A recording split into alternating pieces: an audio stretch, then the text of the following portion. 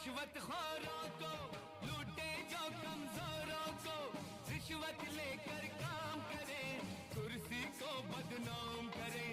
इनमें धोखे होते हैं, इनमें सौदे होते हैं, इनमें धोखे होते हैं, इनमें सौदे होते हैं। ये दफ्तर है या बाजार, बंद करो ये भ्रष्टाचार।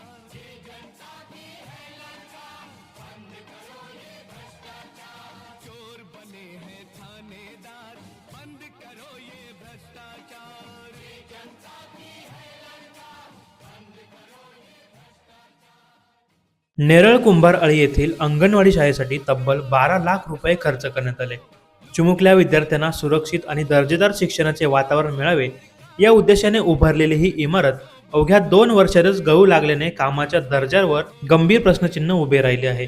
केवळ छताची गळती नाही तर दरवाजे मोडकळीस अवस्थेत आले आहेत आणि भिंतींना मोठमोठे भगदाड पडले आहे। करदात्यांच्या पैशातून उभारलेल्या इमारतीची अशी अवस्था होणे म्हणजे केवळ निष्काळजीपणा नाही तर सार्वजनिक कामांतील गंभीर बेजबाबदारपणाचे उदाहरण आहे। मुलांच्या सुरक्षेशी खेळण्याचा अधिकार नेमका कोणाला दिला?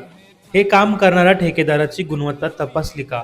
काम मंजूर करणाऱ्या अधिकाऱ्यांनी प्रत्यक्ष पाहणी केली होती का? निकृष्ट दर्जाचे काम करून सार्वजनिक निधीची उधळपट्टी करणाऱ्यांवर कारवाई कधी होणार?